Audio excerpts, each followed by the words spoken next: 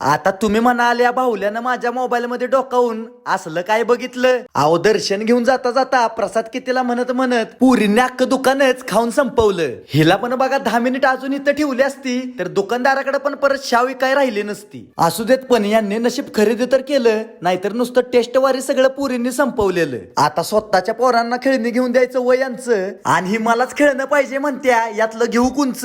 ही खेळणी घेत्या ती घेत्यावर नाही ना, आजीसनी पण बोलावलं, कशाला त्यासनी नादाला लावलं. आता यांच्या नादाला लागण्यापेक्षा याला म्हणलं चल आपण पुढे जाऊ आणि गावरान हॉटेलला जाऊन काहीतरी खाऊ. आणि आता खायचं नाव काढलंय म्हणल्यावर वासावा आला की गाडी घेऊन मागणं बारका भाऊ आणि ही सगळी गँग याच्या आधी म्हणलं आपणच आज जाऊ आणि इथल्या गावरान लिहिलेल्या बोर्डला हात लावू. शाळेत कधी पुस्तकं वाचली नसतील तेवढं इथलं मी मेनू कार्ड वाचलं आणि आमचं जीवन झाल्यावर जीवन येतानाच ही भाऊलं गावलं. परत पुढे येऊन ती पण थांबलं. आधीच यानं गळभर खाल्लेलं, त्यात वरण आणि पार्सल न्यायला लागलेलं. अरे ह्याचं पॉट आहे का पोत?